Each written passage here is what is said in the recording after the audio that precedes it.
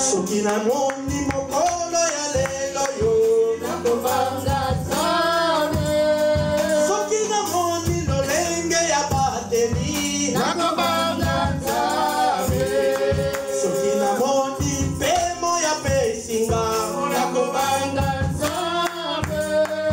Bongo sante azali na yango nakobanga Nzambe. Nakumisa ye ndenge nini azali Nzambe. Azali Nzambe.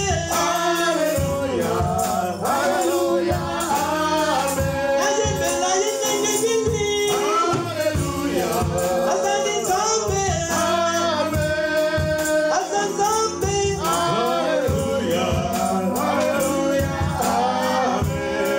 Soki natali bano ya pesinga nakobanga Nzambe. Soki natali lolenge bakokola nakobanga Nzambe. Soki namoni sango ya pesinga nakobanga Nzambe. Bongo bana bazali na ngai nakobanga Nzambe. Bongo nayembela ye ndenge nini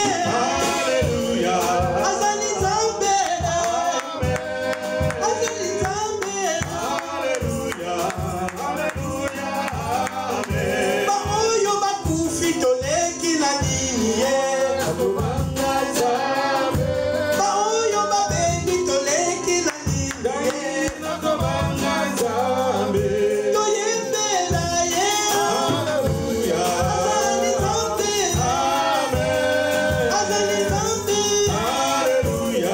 Shekamo ya Yesu azali Nzambe.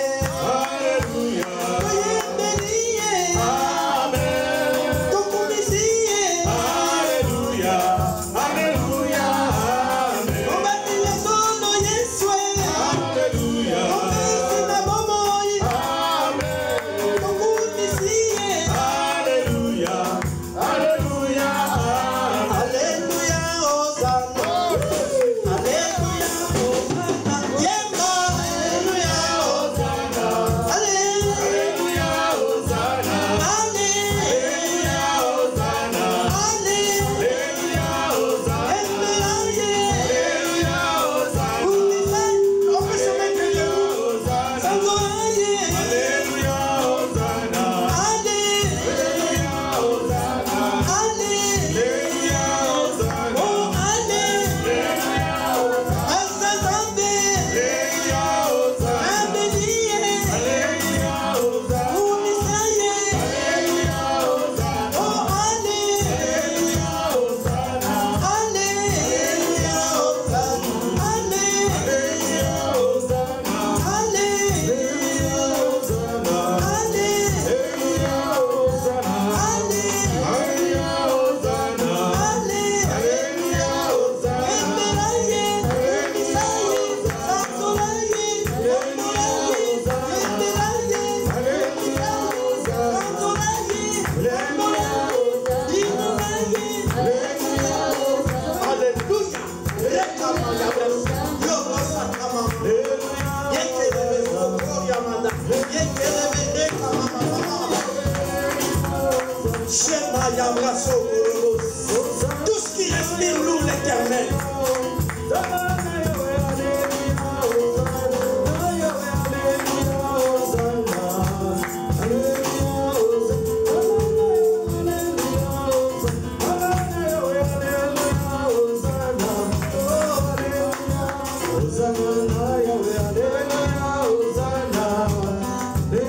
Jésus vivant, Amen, Alléluia.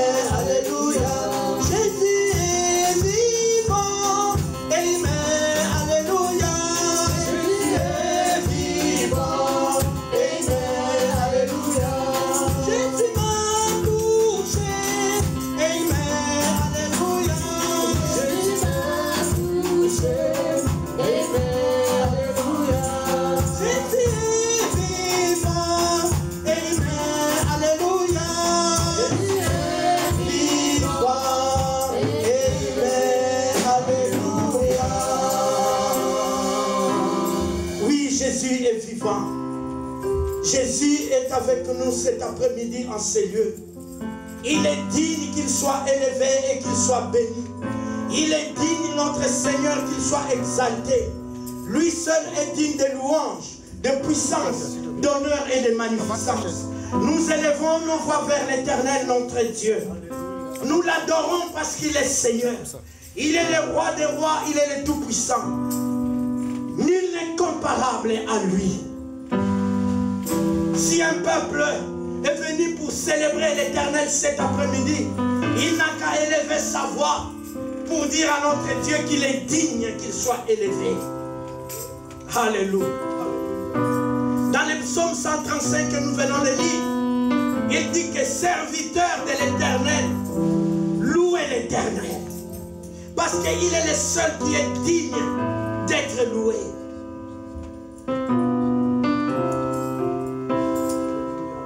Et le verset 6 dit, tout ce que l'Éternel veut, il le fait.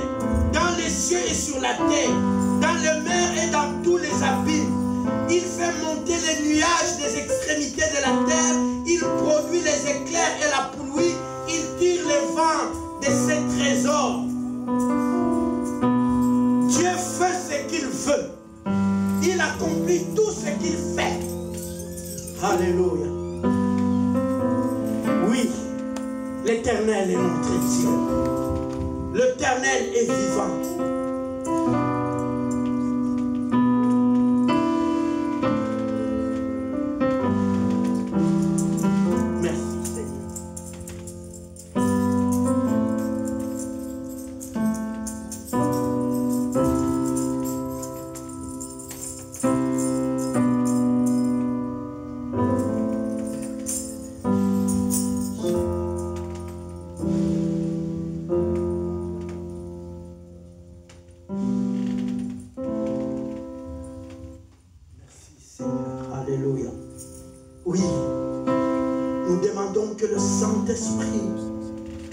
Encore nous amener, nous révéler, nous amener dans la présence de Dieu.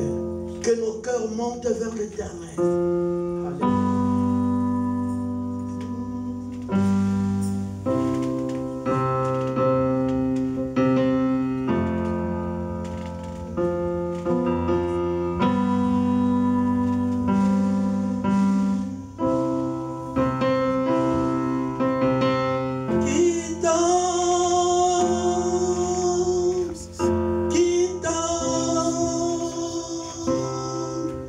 Kitaya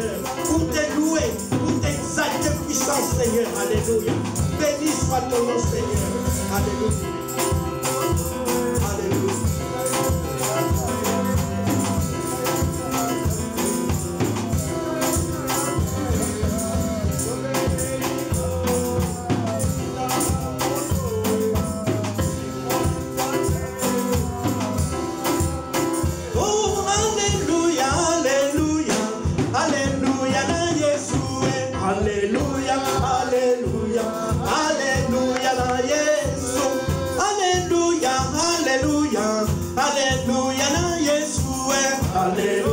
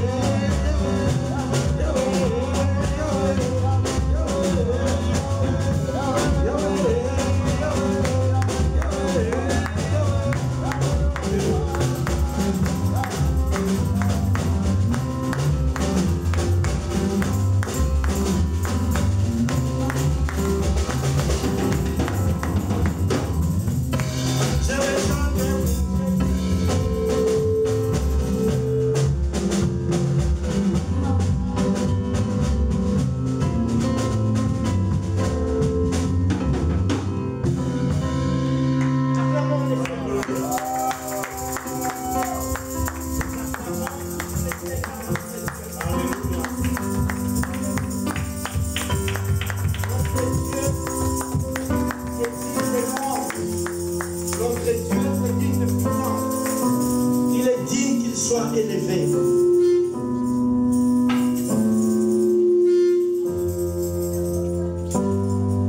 Régis-là, tu as un problème là aujourd'hui. Merci Seigneur. Nous allons prier pour laisser la parole de Dieu.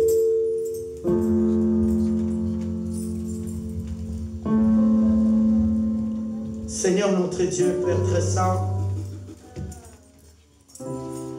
voilà la louange et l'adoration qui viennent d'être adressées, Seigneur, par tes enfants dont le cœur ont été pour toi et pour toi seul, Seigneur. C'est l'offrande que nous t'avons apportée, Seigneur, pour ce dimanche. J'espère que, Seigneur, ça a été une bonne odeur, une offrande de bonne odeur dans ta présence. Ainsi, nos cœurs s'est préparé pour t'écouter. Parlez-nous, Seigneur. Parce que lorsque tu rassembles tes enfants, ô Adonai, tu ne manques pas une parole à leur communiquer.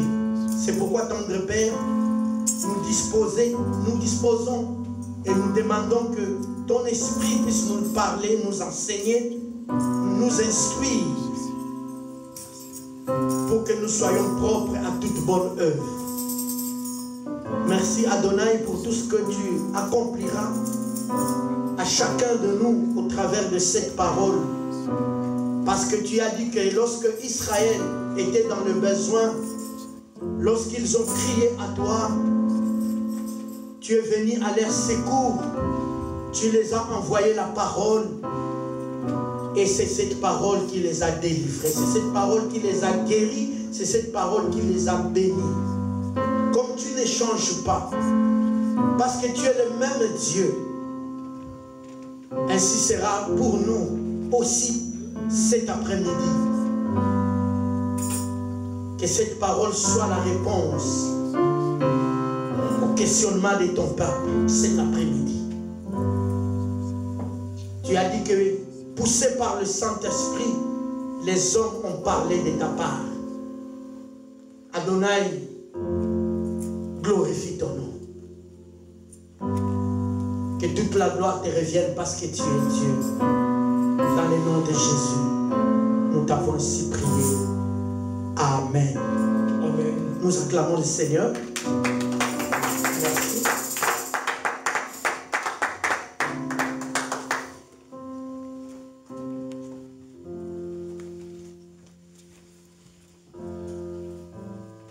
Il y a 2 dimanches passés, nous avons parlé de la grandeur. la grandeur de Dieu et la grandeur que les hommes aussi cherchent dans leur vie. Nous les humains, nous cherchons toujours à être grands.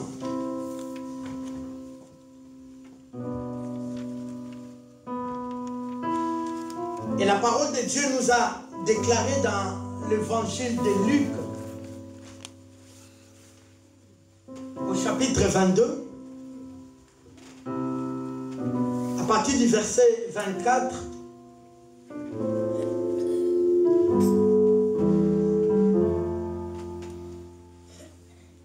voilà ce qu'il est déclaré. Qu'ils s'élevèrent aussi parmi les apôtres une contestation. Lesquels d'entre eux devraient être estimés les plus grands? Donc les disciples, entre eux, les apôtres, ils étaient ensemble, ils commençaient à se disputer, à se demander qui parmi eux sera plus grand que les autres. Et comme ils ne se mettaient pas d'accord, ils sont allés voir leur maître Jésus. Et Jésus leur répondit, le roi des nations le maîtrise. Donc, maîtrise ce questionnement. De qui sera plus grand que les autres? Et ceux qui les dominent sont appelés les bienfaiteurs. Mais Jésus dit, ça c'est dans le monde. Ceux qui ont des possibilités, qui ont des moyens financiers, veulent dominer les autres, veulent être au-dessus des autres. C'est ce que Jésus appelle les bienfaiteurs, ceux qui font des dons, ceux qui assistent. C'est eux que le monde appelle qui sont plus grands que les autres. Mais le verset 26, Jésus dit qu'il n'en soit pas de même pour vous. Mais que le plus grand parmi vous soit comme le plus petit de celui qui gouverne, comme celui qui sert. Alléluia. Les hommes veulent être au-dessus des autres, plus grands que les autres. Ils veulent dominer les autres, qu'on puisse les considérer. Et les disciples de Jésus, les apôtres, voulaient entrer aussi dans cette contestation, dans cette dispute d'élévation des droits. Mais Jésus dit non, pour vous, que cela ne soit pas ainsi. Vous, par contre, c'est lui qui veut être plus grand que les autres, qu'il soit les serviteurs des autres. Or, l'homme n'aime pas servir un autre. Et si nous continuons le texte, vous allez voir Jésus dit, moi que vous appelez maître et seigneur, au milieu de vous, je suis comme un serviteur. Je n'attends pas que vous me serviez, mais c'est moi qui vous sers. Voilà pourquoi dans le royaume de Dieu, celui qui veut être le plus grand, qu'il commence à être serviteur des autres. Alléluia. Or, les hommes n'aiment pas servir. Les hommes, elles veulent être sur la table, qu'on vienne les servir. Même aujourd'hui, dans les églises, dans le christianisme, nous voyons les leaders sont ceux qui ont des trônes dans les églises, bien là dans les trônes, dans les grosses chaises, ils sont assis et c'est les peuples qui viennent les servir. Or, Jésus dit non, c'est nous qui devons être les serviteurs de ce peuple-là. Et quand tu as cette attitude, tu es le plus grand dans le royaume de Dieu. Ici sur la terre, les hommes peuvent t'écraser, les hommes peuvent faire ce qu'ils veulent, mais Dieu te voit, tu es le plus grand de tout ce monde-là. Alléluia. Et aujourd'hui, Dieu veut que nous parlons du service, de son service. Alors, Jésus,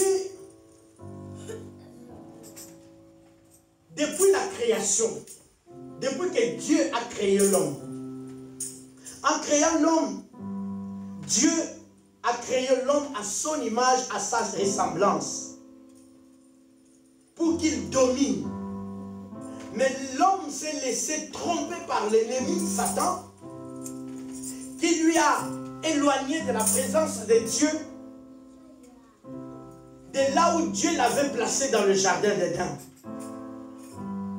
L'homme était dans le plan de Dieu pour qu'il soit au service de Dieu, dans la présence de Dieu, dans l'adoration et dans la louange.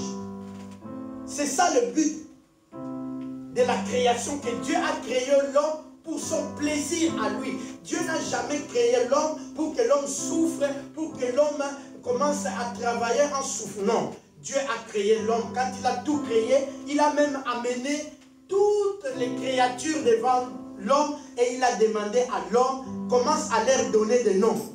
C'est l'homme qui a donné tous les noms que nous appelons à tout ce que nous voyons ici. Ce n'était pas Dieu. Et quand il a ramené cela à Dieu, Dieu a approuvé, Dieu a mis là, il dit que c'est comme ça. Dieu a approuvé. Mais ce qui a fait que l'homme sorte du plan de Dieu, c'est parce qu'il a écouté, il a donné son oreille de l'autre côté de l'ennemi. Et quand l'ennemi est venu, il lui a menti, il a dit le contraire de ce que Dieu lui avait promis. Et les jours-là, si nous lisons la Genèse, nous comprenons que Dieu a mis l'homme dehors du jardin d'Éden et Dieu a mis même les chérubins pour garder et protéger l'arbre plutôt qui avait le fruit de la vie éternelle. Parce que la Bible dit qu'il y avait deux arbres au milieu du jardin. L'arbre de fruit qui portait, l'arbre qui portait plutôt le fruit de la connaissance du bien et du mal, et l'arbre qui portait le fruit de la vie éternelle. Mais Satan, qui est tellement rusé, a amené l'homme à manger l'arbre de la connaissance du bien et du mal. Et Dieu, pour protéger l'homme, il a chassé l'homme du jardin, il a mis des chérubins pour protéger l'arbre de la vie éternelle, qui dans le plan de Dieu, Dieu savait à quel moment qu'il mettrait à disposition de l'homme l'arbre de la vie éternelle, qui représentait que notre Seigneur Jésus-Christ, qu'au temps marqué de Dieu, il mettra cet arbre à la disposition de tous ceux qui avaient désobéi pour qu'ils reviennent dans le plan de Dieu, dans les commencements, comme Dieu avait prévu. Alors, ça c'était dans le plan de Dieu, dans le commencement.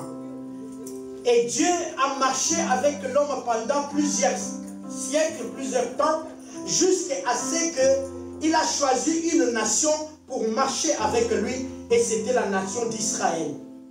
Et Dieu a promis par son serviteur Abraham que ce peuple, sa descendance, cette nation se retrouverait un jour comme esclave dans un autre pays, et c'est là où l'Éternel va aller les délivrer pour les amener dans le pays que lui, Dieu, avait réservé pour leur donner comme héritage. Et nous connaissons tous l'histoire, c'est en Égypte que Israël est allé séjourner pendant plus de 4 siècles comme esclave.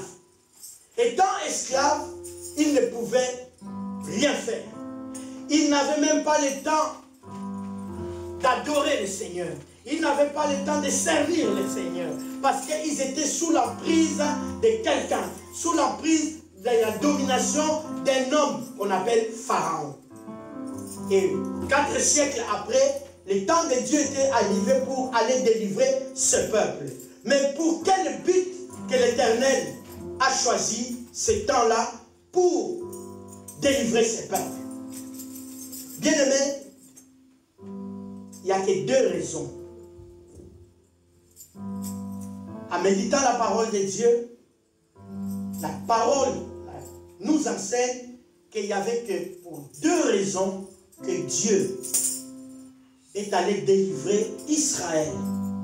Après 4 siècles de souffrance d'esclavagisme. Nous allons prendre la parole de Dieu dans le livre d'Exode.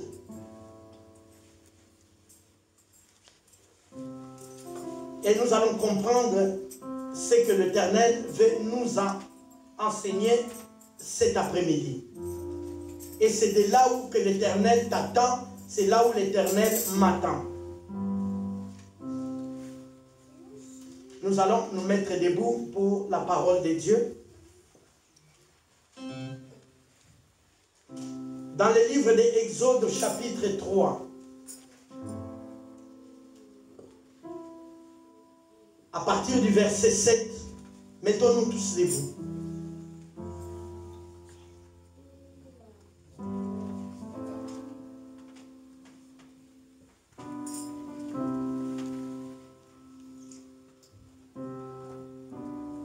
Je vais lire la parole de Dieu. L'Éternel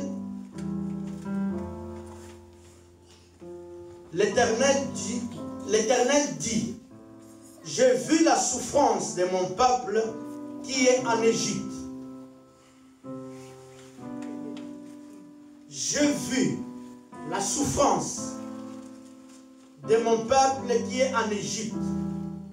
Et j'ai entendu les cris qui lui font pousser ses oppresseurs, car je connais ses douleurs. Je suis descendu pour les délivrer. J'ai vu la souffrance. Je suis descendu pour les délivrer. Et pour les faire monter de ce pays dans un beau et vaste pays, dans un pays où coule le lait et le miel, dans les lieux qu'habitent les Cananéens, les Essiens, les Amoréens, les Éphérésiens, les Éviens et les Jébusiens. Voici les cris d'Israël sont venus jusqu'à moi, et j'ai vu l'oppression que leur font souffrir les Égyptiens.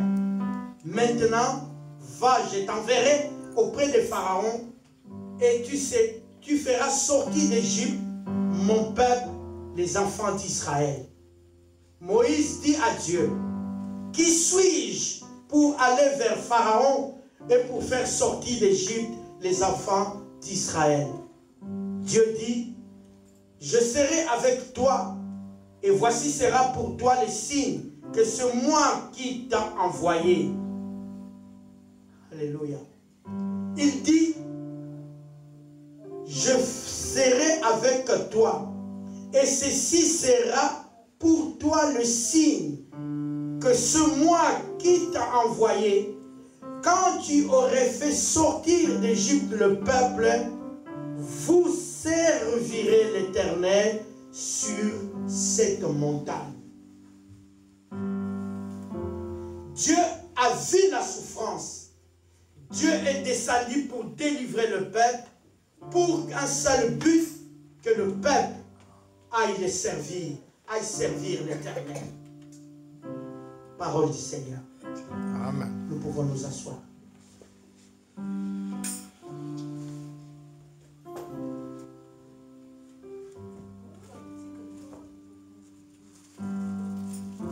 La souffrance du peuple et les cris que le peuple a poussés pendant 4 siècles, demandant la délivrance à l'Éternel.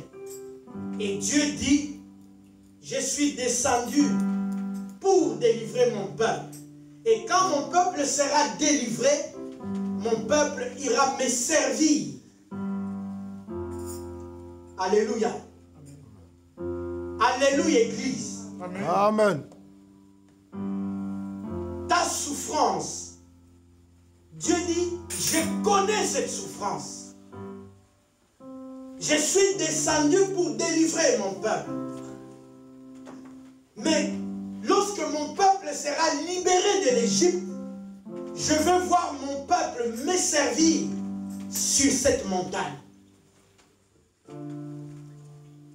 Alléluia. Amen. Mais pour servir quelqu'un, on doit connaître l'identité de la personne. Et c'est ce que Moïse a dit à Dieu. Et c'est vrai, j'irai. Mais les mêmes peuples me demanderont, qui est ce Dieu qui t'a envoyé? Mais donne-moi ton nom. Comme ça, je dirai au peuple, comment tu t'appelles? On ne peut pas servir un homme qu'on ne connaît pas. Même dans nos sociétés où nous allons travailler, tu es embauché. Tu dois connaître ton directeur, là où tu travailles, le responsable au moins.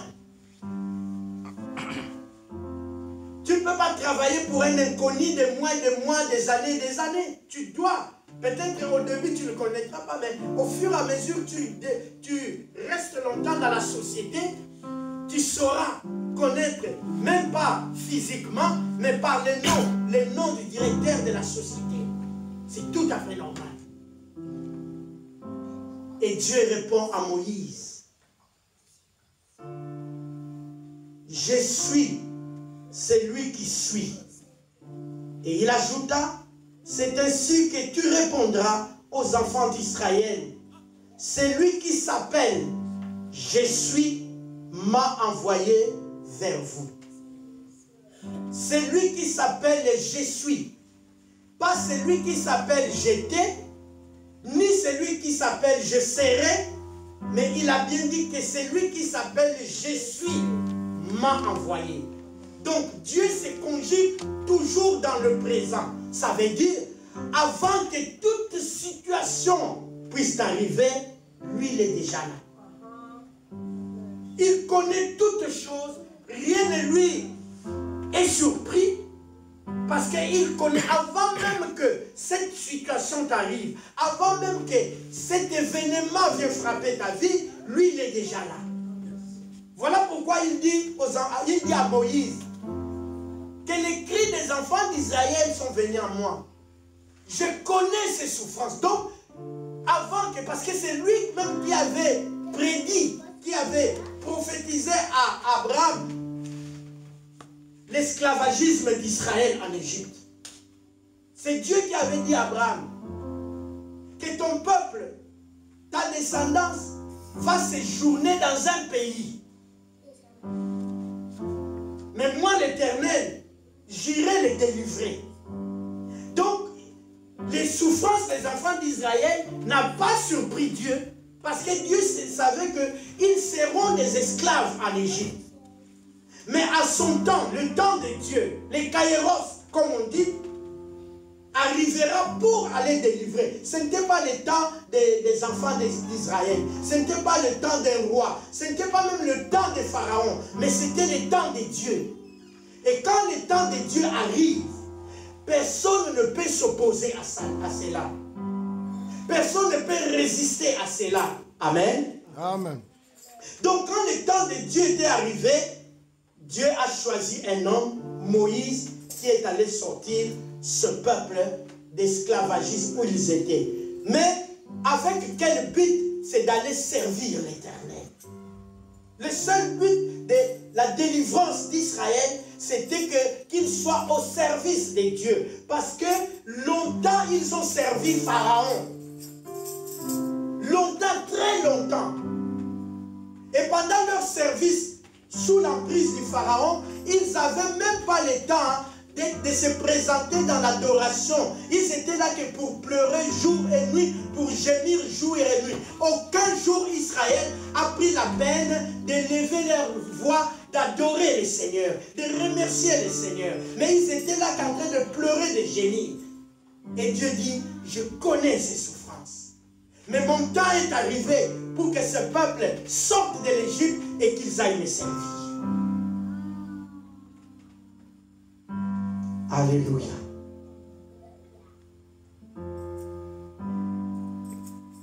Bien-aimé, lorsqu'on est resté longtemps servir Satan, il est grand temps de servir l'Éternel. Parce que Dieu nous a délivrés aujourd'hui. C'est que les chrétiens ne savent pas. Bien-aimé, il y a toujours avant Jésus et après Jésus. Avant de connaître Jésus, de devenir chrétien, chacun sait comment il a mené sa vie, comment il a servi. Mais maintenant, pose-toi la question. Depuis que tu as connu Jésus, depuis que tu as reçu Jésus dans ta vie, qu'est-ce qui a changé? Ou qu'est-ce qui n'a pas changé?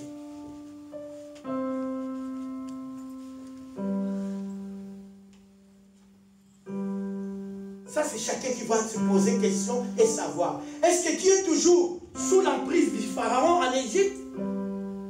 Ou alors, tu as reçu la délivrance, maintenant, tu es appelé à être au service des rois des rois, des seigneurs des seigneurs.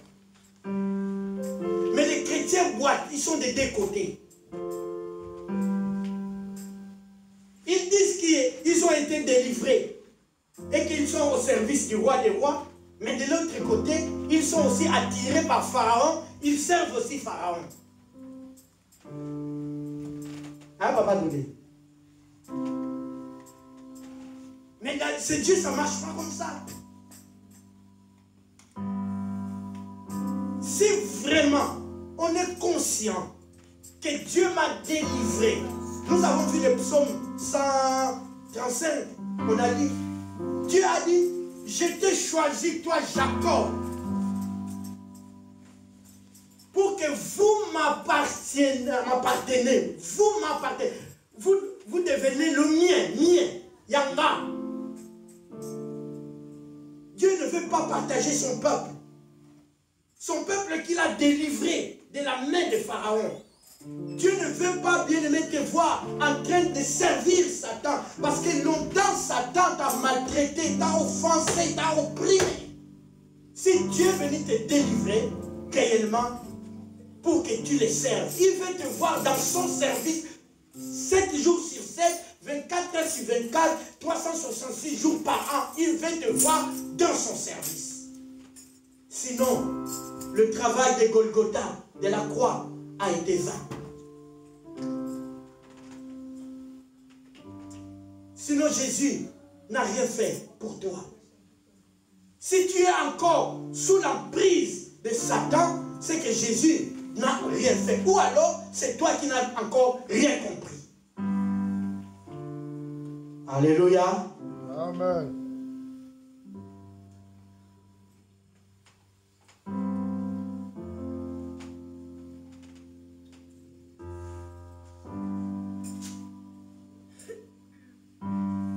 Alors, voilà l'histoire. Dans le verset, toujours dans l'Exode chapitre 5.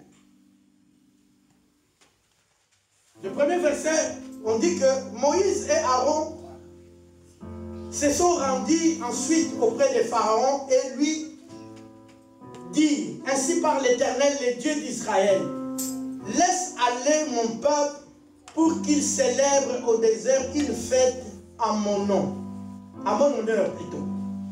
Pharaon répondit, qui est l'Éternel pour que j'obéisse à sa voix, en laissant aller Israël. Je ne connais point l'Éternel et je ne laisserai point aller Israël. Ils dirent, les dieux des Hébreux nous est apparu.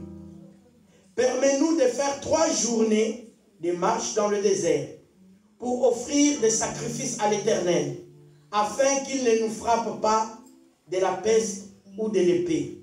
Et les rois d'Égypte leur dirent, Moïse et Aaron, pourquoi détournez-vous le peuple de son ouvrage? Allez à vos travaux. Pharaon dit, voici ce peuple est maintenant nombreux dans le pays, et vous lui ferez rompre ses travaux. Et ce jour même, Pharaon donna cet ordre aux inspecteurs du peuple et aux commissaires, vous ne donnerez plus comme auparavant de la paille au peuple pour faire des briques, qu'ils aillent eux-mêmes se ramasser de la paille. Vous leur imposerez néanmoins la quantité de briques qu'ils faisaient auparavant. Vous en retrancherez rien, car ce sont des paresseux. Voilà pourquoi ils crient en disant, allons offrir des sacrifices à notre Dieu. Que l'on charge des travaux ces gens, qu'ils s'occupent et qu'ils ne prendront plus garde à des paroles de mensonges. Les inspecteurs du peuple et les commissaires dirent au peuple, ainsi parle Pharaon, je ne vous donnerai plus de paille, allez vous-même vous procurer de la paille où vous en trouverez, car on ne retranchera rien de votre travail. Le peuple se rendit dans tous les pays d'Égypte pour ramasser des chaumes au lieu de paille. Les inspecteurs le pressaient en disant, achevez votre tâche jour par jour comme quand il y avait de la paille. On bâtit même les commissaires des enfants d'Israël établis sur eux par des inspecteurs de Pharaon. Pourquoi disons-on, n'avez-vous pas achevé hier et aujourd'hui comme auparavant la quantité de briques qui vous a été fixée? Les commissaires des enfants d'Israël allèrent se plaindre à Pharaon et lui dire, pourquoi traites-tu ainsi tes serviteurs? On ne donne point de paille à des serviteurs et on lui dit, et on nous dit, faites des briques et voici tes serviteurs sont battus comme si ton peuple était coupable. Pharaon répondit, vous êtes des paresseux, voilà pourquoi vous dites, allons offrir des sacrifices à l'Éternel. Maintenant, allez travailler et on ne vous donnera point de paille et vous livrerez la même quantité de briques.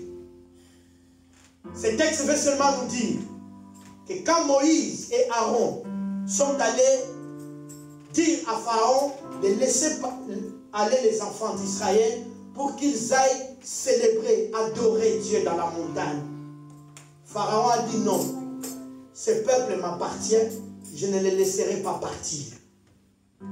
Et maintenant, il se retourne vers les commissaires, ceux qui dirigeaient les travaux que Israël faisait. Il dit, ne leur fournissez plus de paille, ni qu'ils aillent eux-mêmes couper la paille, qu'ils viennent fabriquer des briques, mais les quantités ne baisseront pas. Parce que, comme ils veulent qu'on leur donne le temps d'aller adorer Dieu, soi-disant leur Dieu, ce sont des paresseux. Donc, augmentez le travail pour qu'ils ne trouvent pas du temps d'aller adorer Dieu, soi-disant d'aller offrir des sacrifices à leur Dieu. Bien-aimés dans le Seigneur, la parole de Dieu dit, ce qui était, c'est ce qui sera. C'est ce qui s'est fait, c'est ce qui se fera. Aujourd'hui, nous disons des chrétiens. Il y a des chrétiens qui n'ont plus le temps de venir rendre un culte à Dieu. Il y a des chrétiens même n'ont pas le temps de trouver même dans leur maison un temps d'adorer, d'être dans la présence de Dieu. Parce que Pharaon les a tellement chargés du travail qu'ils ne trouvent plus le temps. Il y a des gens qui ont 2, 3 travails, ils n'ont même pas le temps. L'année a commencé, l'année va finir. Ils n'ont pas le temps, même pas un dimanche, d'aller dire même merci au Seigneur. Pourquoi? Voilà la raison. Des paresseux, pour qu'on leur prive le temps d'aller rendre des sacrifices à leur Dieu, chargeons-leur le travail. Augmentez-leur le travail. Augmentez-leur les factures. Pharaon, avec ses agents, vont te montrer des factures à payer, des dépenses à faire. Et toi, tu es agité, tu as peur parce que ton salaire ne pourra pas répondre à toutes tes factures. Tu vas chercher un deuxième travail. Tu vas chercher un troisième travail qui va te priver même le temps d'aller adorer le Seigneur. Bien-aimé, la parole dit il n'y a rien de nouveau sous le soleil. Les chrétiens disent qu'ils sont délivrés de la main de Pharaon, mais Pharaon est en train de leur charger du travail pour qu'ils ne trouvent pas le temps d'aller adorer le Seigneur, de servir le Seigneur. Ils n'ont plus le temps. Ils n'ont plus le temps. Regardez les chaises vides. Mais les 31, ici la salle était bondée, il n'y avait même plus de place. Ceux qui étaient là, vous êtes des témoins. Mais après les 31, c'est comme si Satan travaille que la nuit du 31. Tu vas les appeler, ah papa, je rentre du travail fatigué. C'est Pharaon qui te prive la présence de Dieu. Voilà pourquoi j'ai dit, la souffrance, Dieu connaît. Le cri, Dieu les entend. Et Dieu est descendu pour te délivrer. Et la délivrance doit t'amener à servir Dieu.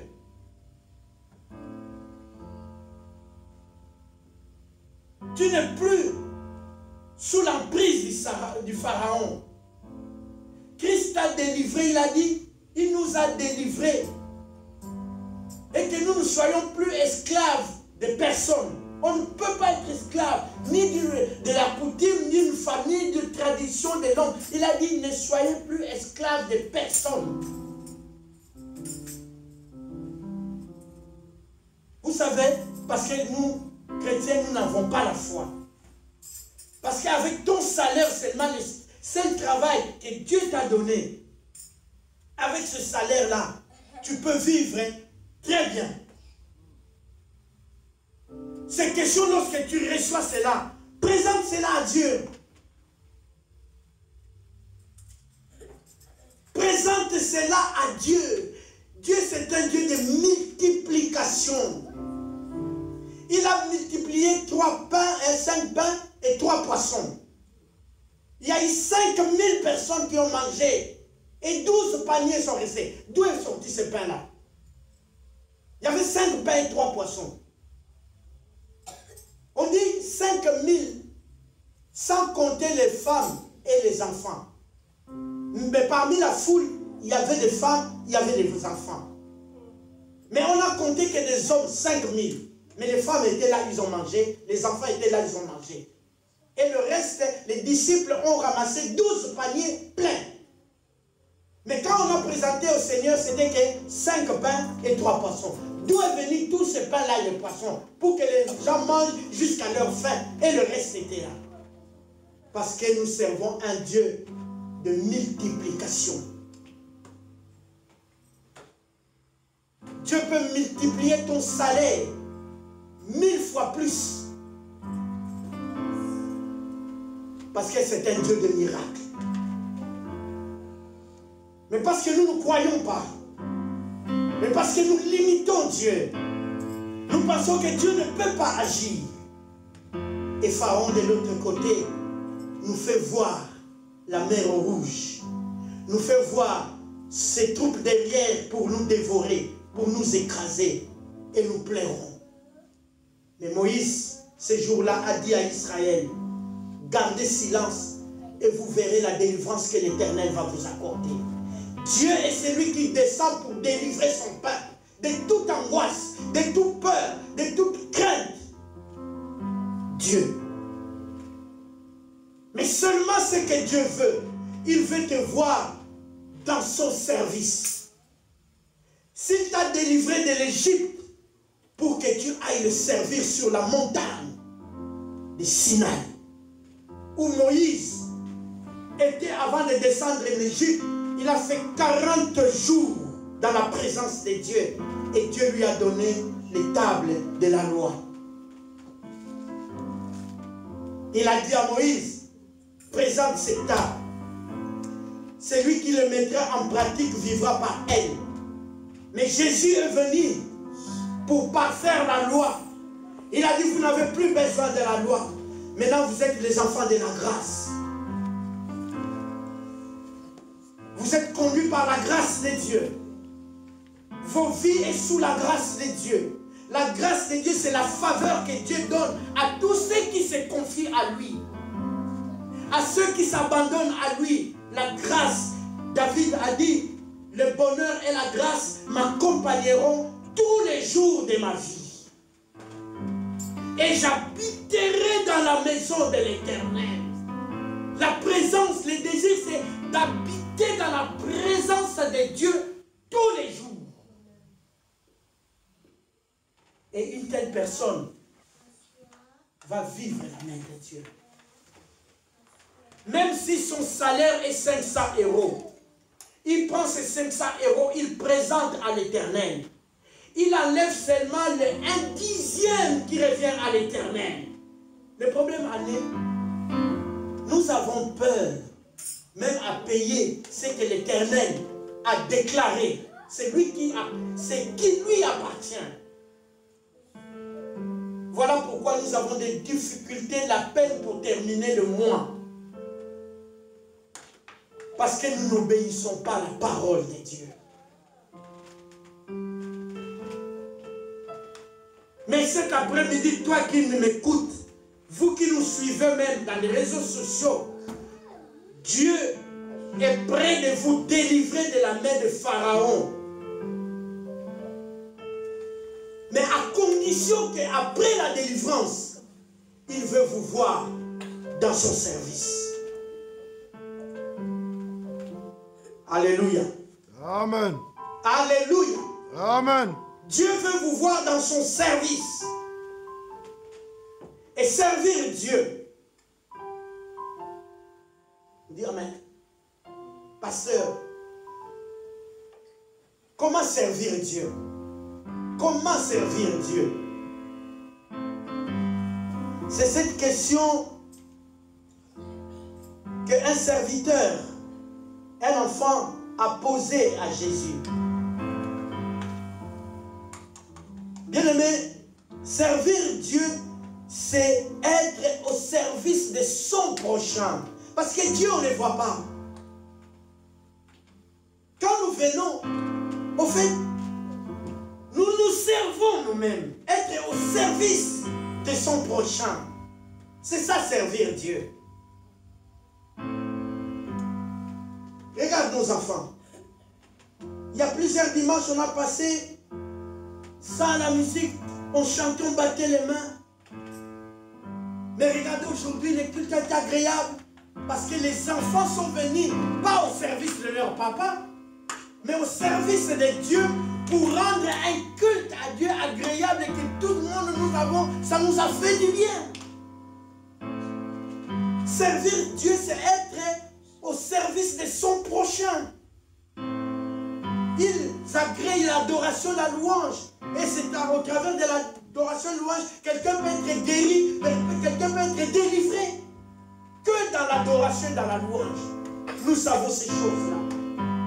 Chanter, arranger la salle soit propre, les toilettes, c'est ça être au service des autres. Nous servons Dieu, mais au travers de nos prochains. La parole de Dieu dit, nous connaissons l'histoire de bons samaritains. C'est dans l'évangile de Luc, au chapitre 10, si nous voulons aller lire à la maison.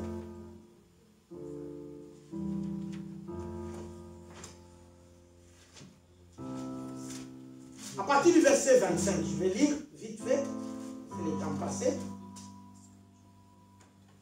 Verset 25.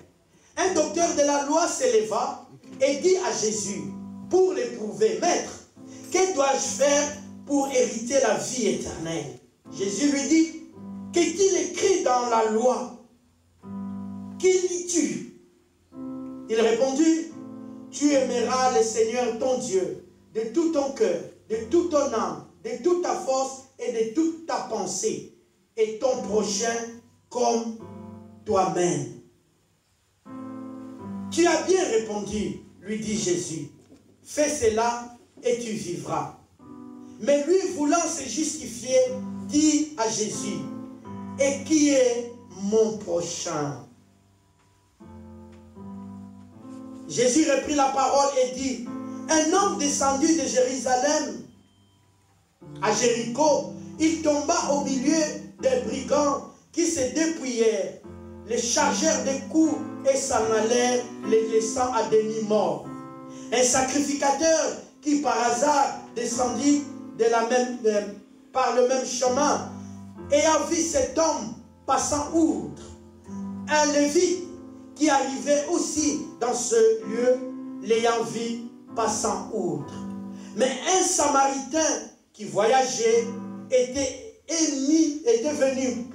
venu là, fut ému de compassion lorsqu'il le vit. Il s'approcha et banda ses plaies en y versant de l'huile et du vin. Puis il les mit sur sa propre monture, les conduisit à un hôtellerie et prit soin de lui. Le lendemain, il tira des deniers, les donna à l'hôtel, les donna plutôt à l'hôte et dit: aie soin de lui, et ce que tu dépenseras de plus, je te le rendrai à mon retour. Lequel de ces trois te semble avoir été le prochain de celui qui était tombé au milieu des brigands? C'est celui qui a exercé la miséricorde envers lui, répondit le docteur de la loi. Et Jésus lui dit: va, et toi, fais de même. Alléluia. Amen. Alléluia. Amen. Les prochains. Voilà pourquoi, au début, je vous disais, les apôtres ont eu la discussion pour savoir qui sera le plus grand parmi eux. Jésus leur a dit, c'est lui qui sera le serviteur des autres. C'est celui-là le plus grand. Et les docteurs de la loi posent la question, mais qui est mon prochain? Le prochain, c'est celui qui exerce la miséricorde. C'est celui qui est au service des autres. Être serviteur de Dieu, c'est être au service des autres. Dieu nous a délivrés de la main de Pharaon pour que nous soyons au service de nos semblables, au service de nos prochains, au service des autres. Parce que Dieu ne les voit pas. Mais moi, je te vois. Alléluia. Amen. Dieu a besoin dans son œuvre des hommes et des femmes qui se réunissent, qui prient, qui intercèdent en faveur des autres, en faveur du royaume, en faveur des âmes qui sont perdues. Voilà être au service des autres. On n'est pas au service d'un homme, d'un pasteur, d'un bishop, non. Quand on se dit serviteur, on doit être au service de ce peuple que Dieu nous a donné. De beaucoup, Jésus dit que j'ai encore beaucoup de brebis qui sont à l'extérieur, que Pharaon détient. C'est par tes prières qu'ils seront délivrés. C'est par tes prières qu'ils seront guéris. Que c'est par tes prières, par tes offrandes, par tes aumônes, par tes dîmes, que le lieu où nous nous trouvons pour nous abriter de la pluie, du froid, qui va ramener le peuple de Dieu à se présenter devant Dieu dans l'adoration et dans la louange, que tu es appelé à participer. C'est ça, être au service de Dieu, au service des autres. Parce que souvent nous nous disons serviteur, serviteur de Dieu. C'est bien, mais tu vois Dieu? Qui a déjà vu Dieu? Personne. Mais nous voyons. Voilà pourquoi Jésus nous a montré, docteur de la vie, qui est mon prochain. C'est celui qui vient au secours de plus faibles. Mais la Bible dit un sacrificateur est passé par là. Ceux qui aiment se donner des titres, mais il n'est pas venu au secours de la personne qui a été agressée. Un lévite, même les lévites, nous savons qui est un lévite dans la maison de Dieu. Est passé aussi là. Il n'est pas venu au secours de l'homme agressé. Mais un Samaritain. Un Samaritain. C'est comme la femme samaritaine a dit à Jésus, les Juifs et les Samaritains à l'époque ne s'entendaient pas. Mais c'est eux, c'est lui qui est venu au secours de l'homme agressé. Hein, papa Dodé? Les Samaritains. Mais les hommes de Dieu, aujourd'hui, même dans notre temps, qui ne viennent pas au secours de plus démunis, de plus faibles, de ceux qui ont besoin vraiment du secours. Dieu ne descendra pas du ciel pour porter secours à son peuple. Mais Dieu nous utilise, nous les semblables, à venir. Voilà pourquoi Jésus a donné cette parabole. Que soi-disant les gens de l'église qui connaissent Dieu, qui devaient être le premier à secourir la personne qui a été agressée. Mais ils sont passés outre. Ce n'était pas leur problème. Les sacrificateurs, ce n'était pas son problème. Le Lévite, ce n'était pas son problème. Mais voilà un Samaritain avec un cœur miséricordieux, un cœur compatissant est venu au secours de cet homme. Alléluia. Amen. Dieu nous fait grâce, nous allons continuer cet enseignement le dimanche prochain. Faute de temps. Ce soir, mon frère, ma soeur, discerne que tu n'es pas appelé à obéir à Pharaon. Si réellement tu es conscient que Jésus sur la croix t'a délivré, tu n'as pas à l'obéir, lui, l'ennemi, qui veut nous faire entendre ce que l'homme veut entendre. Il veut nous faire voir ce qu'il nous fait voir. Mais la parole de Dieu dit, Dieu lui-même a dit à Moïse, je connais la souffrance de mon peuple et ces cris sont venus jusqu'à moi. Je connais ces souffrances et je suis descendu pour les délivrer. Maintenant, c'est à toi. Quelle est ta souffrance? Sur quel terrain que l'ennemi, Satan, est en train de t'amener, où il t'a bloqué pour que tu ne puisses pas trouver du temps de servir ton Dieu? Où t'as-tu bloqué pour que tu ne trouves pas le temps de passer même 10 minutes devant ton Dieu? Alors que sur les Facebook, sur les réseaux sociaux, l'ennemi nous prend des heures et des heures à poster de n'importe quoi, à voir de n'importe quoi, à dormir même à 2h, 3h du matin, parce qu'on est en train de chasser, on est en train de chasser, on est en train de voir des choses, de commenter des choses, alors que ces temps-là, tu peux aussi les consacrer à l'Éternel. Tu peux aussi les consacrer à la prière, à intercéder pour ton frère, pour ta soeur, pour ta famille, pour ta nation. Quand tu regardes, les gens font des discussions banales, bêtes dans les réseaux sociaux, tu te dis, mais et ces gens ont compris quelque chose. Mais ces temps-là, tu peux les donner à Dieu.